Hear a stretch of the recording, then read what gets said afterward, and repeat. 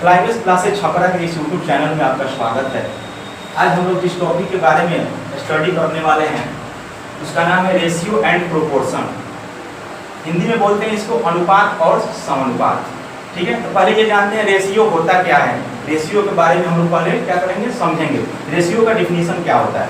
तो रेशियो होता है दो सेम क्वांटिटी के बीच का तुलनात्मक संबंध होता है। इसको क्या बोलेंगे, the relation between two quantities of same type is called ratio.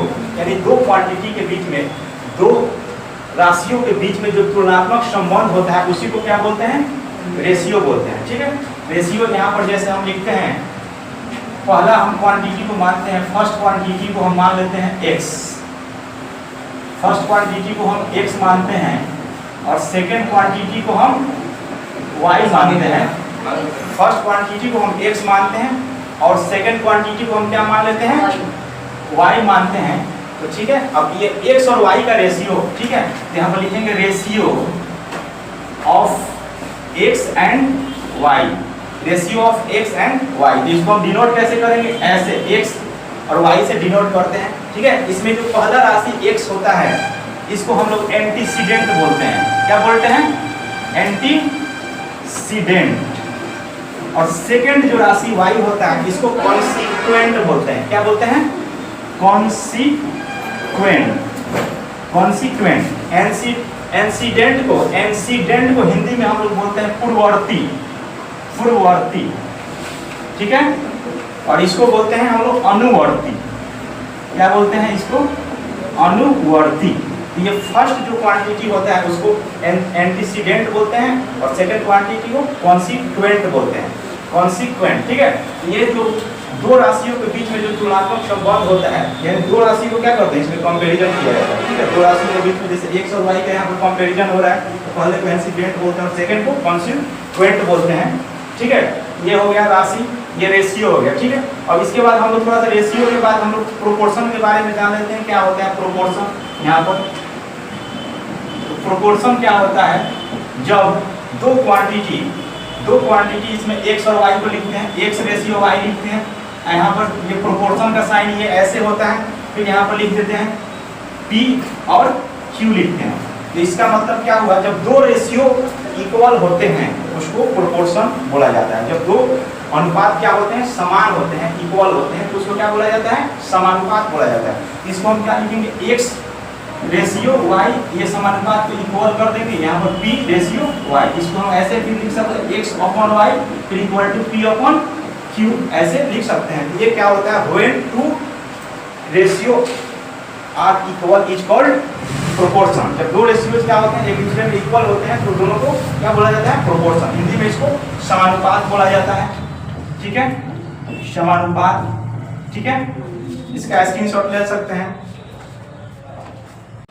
ये चीज अनुपात समानुपात में हम लोग ध्यान देंगे। रेशियो और प्रोपोर्शन में एक बहुत ही इंपॉर्टेंट पॉइंट है जिसको हम लोग ध्यान देंगे। ये जो रेशियो निकालते हैं हमेशा सेम यूनिट्स का निकालते हैं। किसका निकालते हैं, सेम यूनिट्स का। डिफरेंट यूनिट्स का रेशियो नहीं निकल सकता है। ठीक है, जैसे इसका मतलब हुआ ratio always offers between same quantities. Ratio हमेशा सेम क्वांटिटी का निकलता है। ठीक है, यहाँ पर जैसे लिखते हैं ratio always offers between same quantities. Ratio हमेशा समान राशियों का निकलता है। इसका मतलब क्या हुआ, समान राशियों का मतलब जैसे में यहाँ पर हम लिख रहे हैं केजी, तो केजी का रेशियो हमेशा केजी से ही निकल सकता है।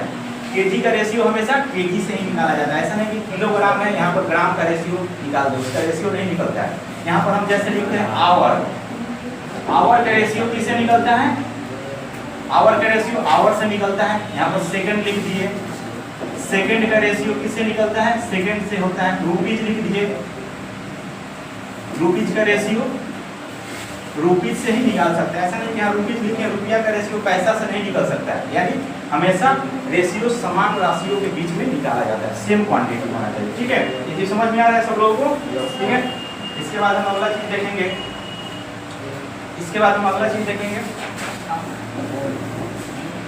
उसका नाम है मिक्स्ड फ्रैक्शन। हम लोग नेक्स्ट टॉपिक जो पढ़ेंगे उसके बाद मिक्स्ड फ्रैक्शन के बारे में पढ़ेंगे। यहाँ पर लिख रहे हैं मिक्स्ड फ्रैक्शन। मिक्स्ड फ्रैक्शन एक हम लोग नाम सुने हैं। मिक्स्ड फ्रैक्शन क्या होता है? इसमें मिक्स रेशियो, जैसे मिक्स्ड फ्रैक्शन हम लोग जानते हैं, इससे मिक्स्ड फ्रैक्शन क्या होता है, इसके बाद हम लोग मिक्स रेशियो इसी में इंक्लूड होता है। यहाँ पर जैसे लिख रहे हैं मिक्स रेशियो, ठीक है, मिक्स रेशियो, ठीक है।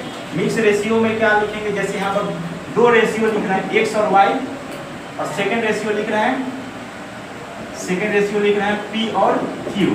तो X upon Y and P and Q, इसको ऐसे हम लिख सकते हैं। तो X upon Y and P upon Q का हम मिक्स रेशियो कैसे निकालेंगे, इसका मिक्स रेशियो कैसे निकालेंगे, तो इसमें क्या करेंगे, न्यूमरेटर में न्यूमरेटर को मल्टीप्लाई करेंगे और डिनोमिनेटर में डिनोमिनेटर को मल्टीप्लाई करेंगे, यानी इसका मिक्स रेशियो हो जाएगा x इंटू पी और y इंटू क्यू हो जाएगा। ये इसका क्या होता है, x ratio y and p ratio q का मिक्स रेशियो होता है xp अपॉन yq, ठीक है।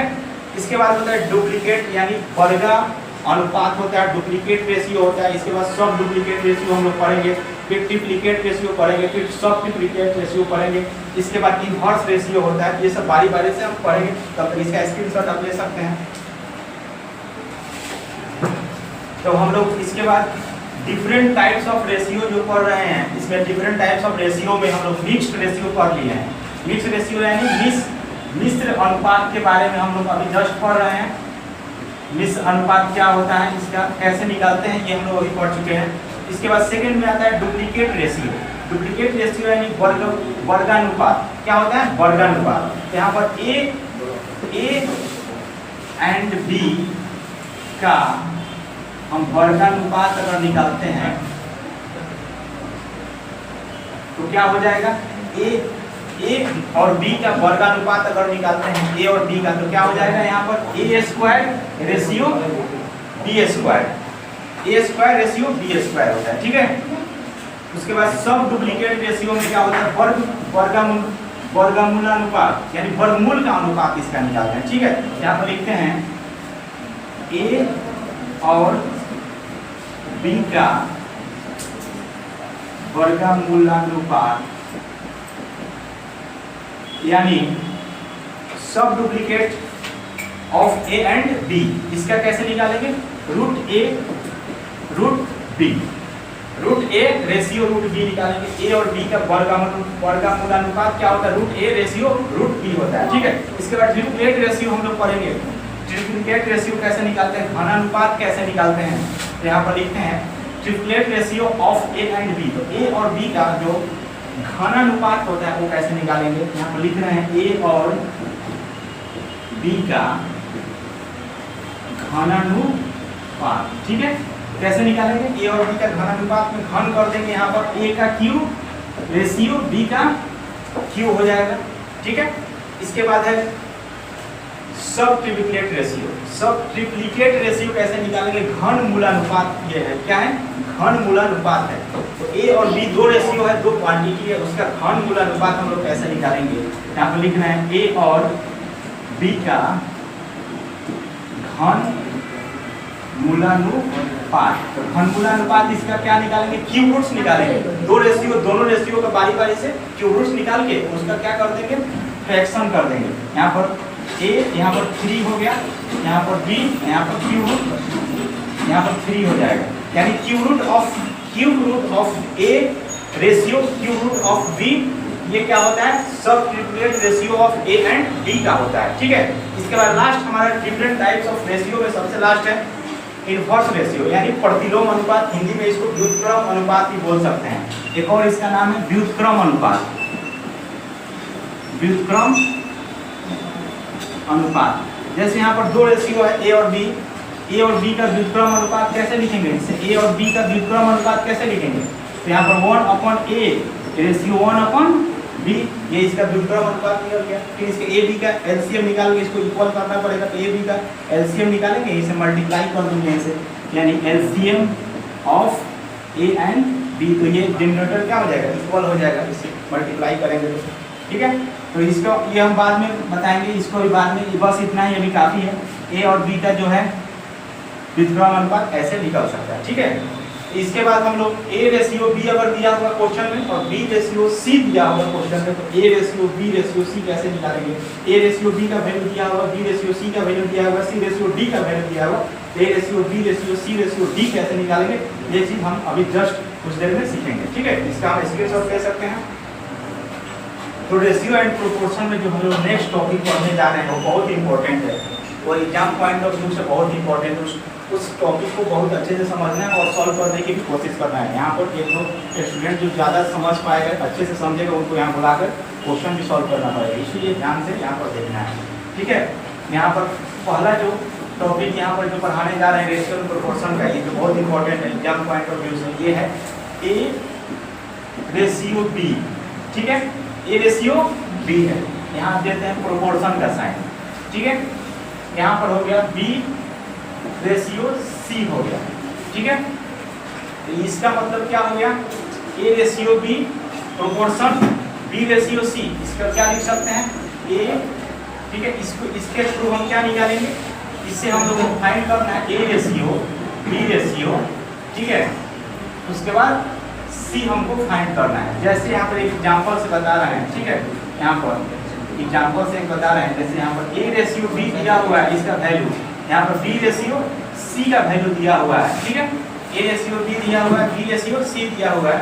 ठीक है, तो यहाँ पर हमको निकालना है A ratio B ratio C का वैल्यू क्या होगा। ठीक है, A रेशियो B यहाँ पर प्रोपोर्शन अगर हटा भी देते हैं, ठीक है, A रेशियो B का कुछ वैल्यू यहाँ पर दिया रहेगा। ठीक है, यहाँ से B रेशियो C का कुछ वैल्यू भी दिया हो सकता है। ठीक है, यहाँ से A रेशियो B का कुछ वैल्यू दिया होगा, B रेशियो C का कुछ वैल्यू दिया होगा, तो हमको A ratio B ratio C का वैल्यू क्या करना है, फाइंड करना है। यहाँ से देखो कैसे निकालेंगे, पहले क्या करेंगे, ध्यान से समझना, A से B को क्या करेंगे, मल्टीप्लाई करेंगे। A से B को मल्टीप्लाई करेंगे, फिर B में B से मल्टीप्लाई करेंगे, फिर B में C से मल्टीप्लाई करेंगे। पहले A में B से मल्टीप्लाई करेंगे तो क्या यहाँ पर हो जाएगा, A इंटू B लिखेंगे, फिर रेशियो का साइन देंगे, फिर B में B से मल्टीप्लाई करेंगे, B में B से भी मल्टीप्लाई करके यहाँ पर लिख देंगे, फिर रेशियो का साइन देंगे, फिर B में C से मल्टीप्लाई करेंगे, यहाँ पर तो B इंटू C कर देंगे। ठीक है, यहाँ पर एक क्वेश्चन यहाँ पर हम लोग समझने की कोशिश करेंगे। यहाँ पर जैसे एक एग्जाम्पल से यहाँ पर हम बता रहे हैं। ठीक है, एग्जाम्पल है। ठीक है, यहाँ पर एक और यहाँ पर देते हैं। ठीक है, A रेशियो B हमारा दिया हुआ है 2 रेशियो 3। ठीक है, B रेशियो C दिया हुआ है 4 रेशियो 5।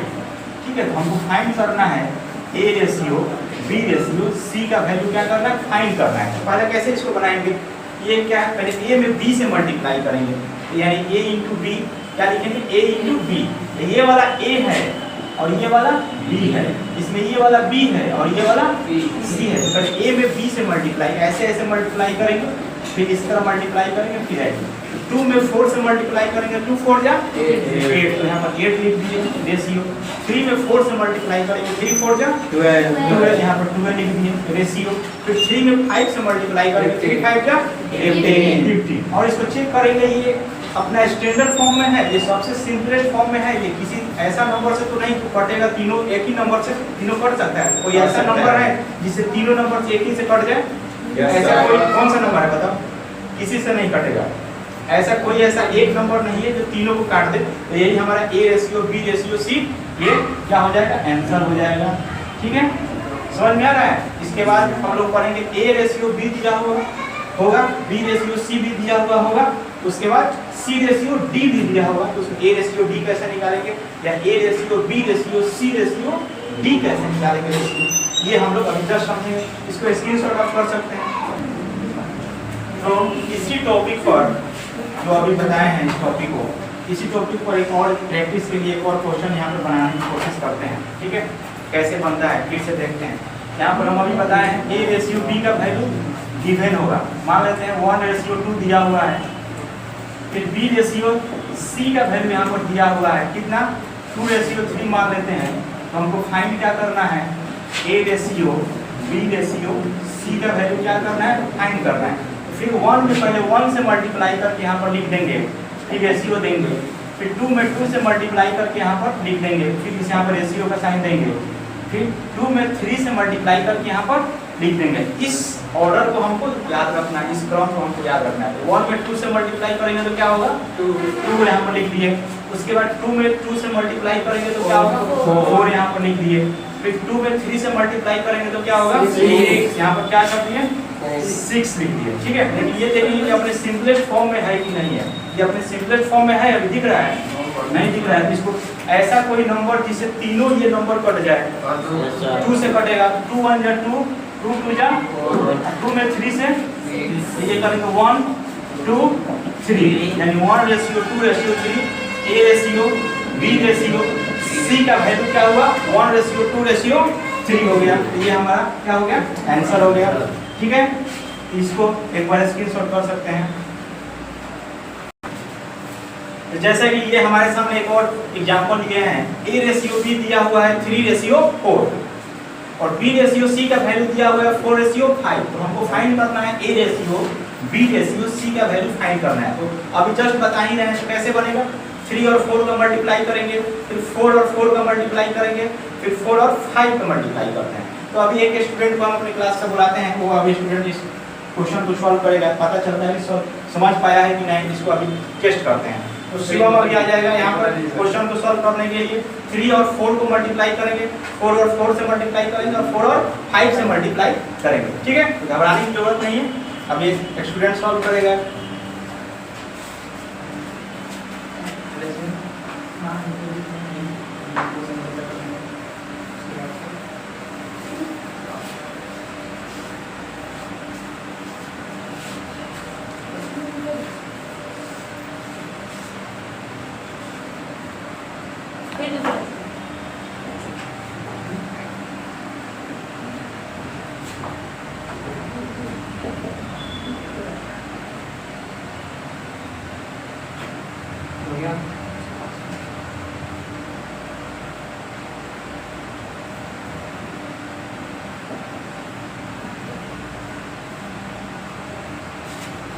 तो हमारा फाइनल आंसर इसका क्या आया है 3:4:5 आया। Sit down.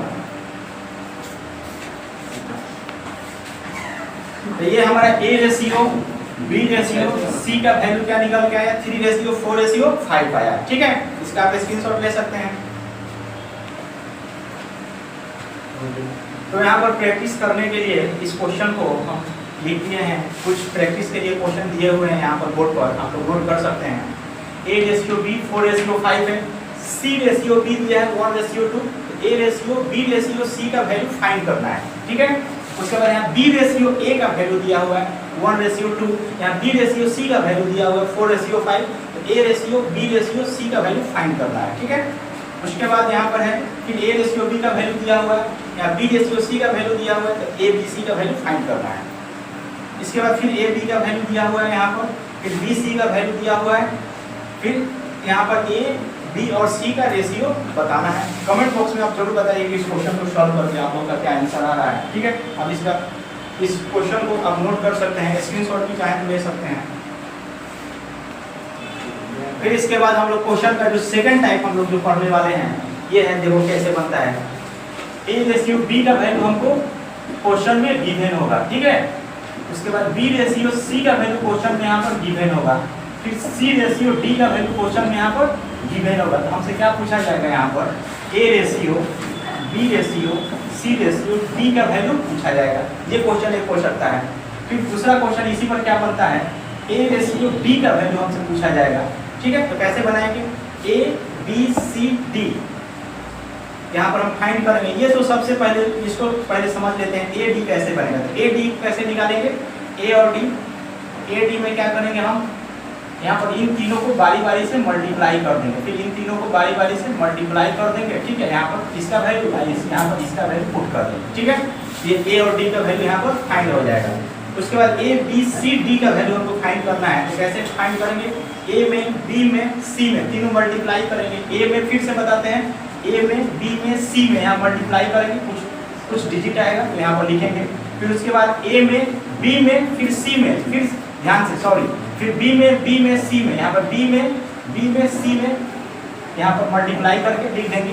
फिर उसके बाद B में C में और फिर C में मल्टीप्लाई करके यहाँ पर लिखेंगे।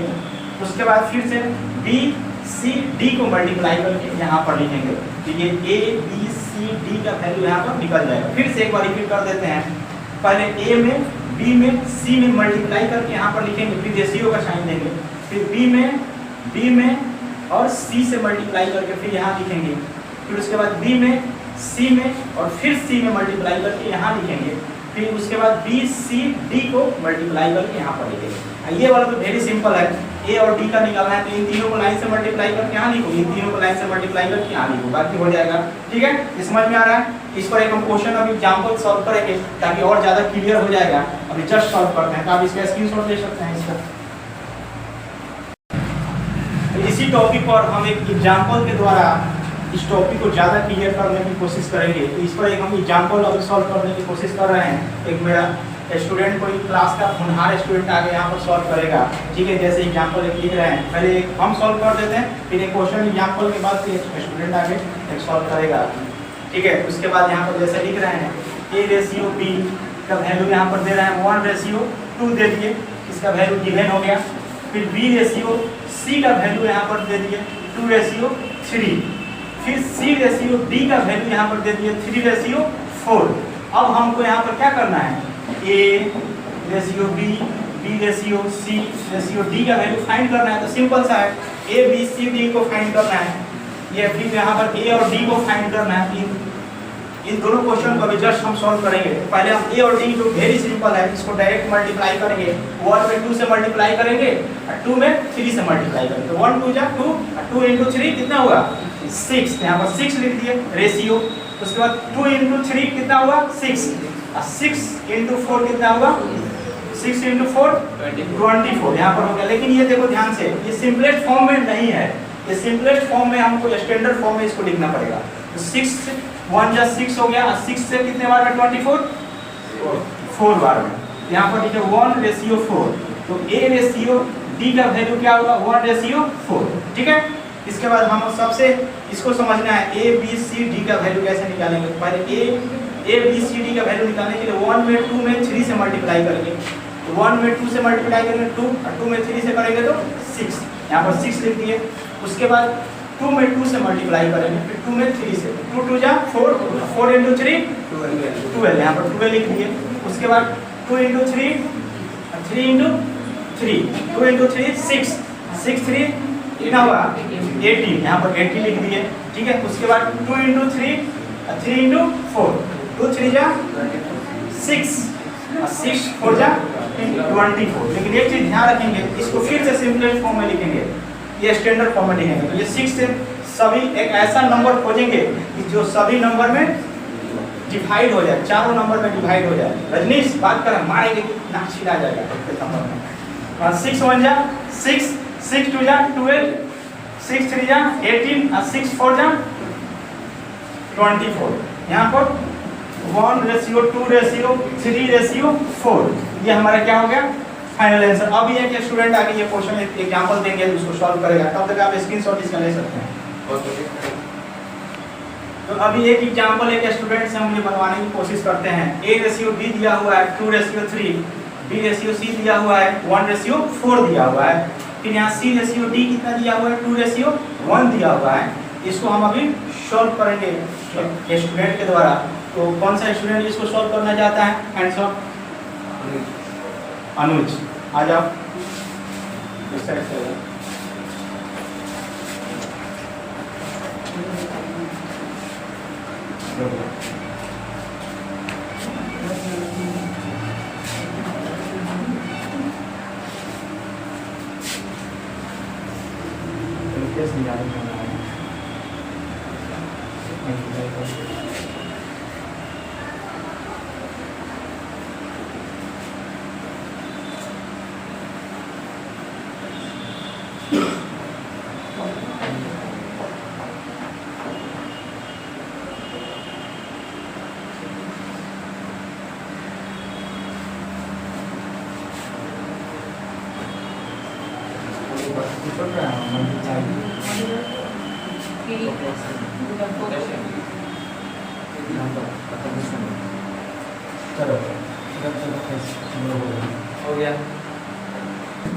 अभी इसको सॉल्व एक बार हम फिर से स्टूडेंट को बताए थे, जैसे इन तीनों नंबर को मल्टीप्लाई करेंगे, फिर ऐसे मल्टीप्लाई करेंगे, फिर ऐसे आएंगे, फिर ये चलने का रास्ता ऐसे है। ये हम जो भी बता चुके हैं पहले क्लास में, तो एक स्टूडेंट के द्वारा सॉल्व करवाते हैं शिवम के द्वारा।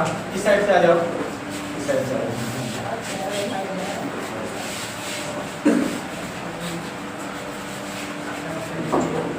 चलो इसको सॉल्व करो, सॉल्व हो जाएगा। उधर बोलो कि सॉल्व हो जाएगा, पूरा कॉन्फिडेंस हो ना, पूरा कॉन्फिडेंस के साथ कॉन्फिडेंस। हाँ बिल्कुल सॉल्व करो।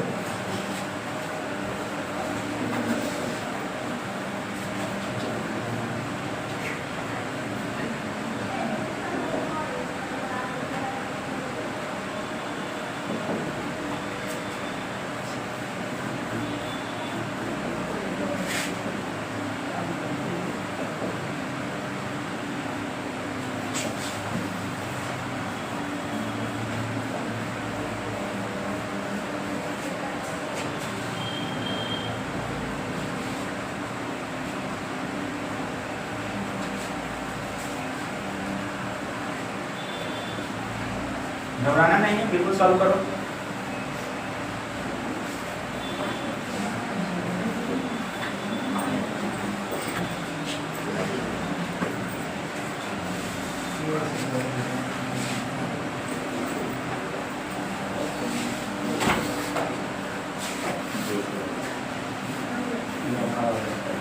ये कितने आंसर आया बोलो? प्राइवेट क्लासेस के सारे सब्सक्राइबर को बताओ कितने आंसर आए। जितने भी स्टूडेंट प्राइवेट क्लासेस में जुड़े हुए हैं आंसर बताओ कितना आया। 2:3 जोर से बोल बताओ। 2:3 2:12 2:16 2:60 नहीं 6 है, 2:3 2:12 6। ये हमारा आंसर क्या है? करेक्ट है। इसके लिए एक बार थोड़ा सा क्लैप कर दो।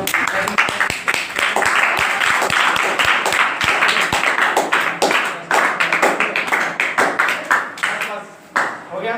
तो ये हमारा रेशियो एंड प्रोपोर्शन का क्लास यहीं पर अभी फिनिश करते हैं। ये जो अभी हम क्लास किए हैं रेशियो एंड प्रोपोर्शन का, ये एक बेसिक लेवल का क्लास था, जो कि 8 स्टैंडर्ड तक, 9 स्टैंडर्ड तक, 10 तक ये काफ़ी है। इसके बाद अगर कंपटीशन लेवल का अगर हम लोग पढ़ना चाहेंगे, थोड़ा सा और डीप ब्रॉड लेवल में पढ़ना चलेगा। बाकी ये बेसिक लेवल का क्लास एक वीडियो में जैसे कि बताए थे खत्म कर देंगे। तो ये यहाँ पर क्लास क्या होता है, कंप्लीट होता है। इसी तरह के और भी वीडियो देखने के लिए हमारे प्राइवेट क्लास छपरा चैनल को सब्सक्राइब करें, लाइक करें, शेयर करें।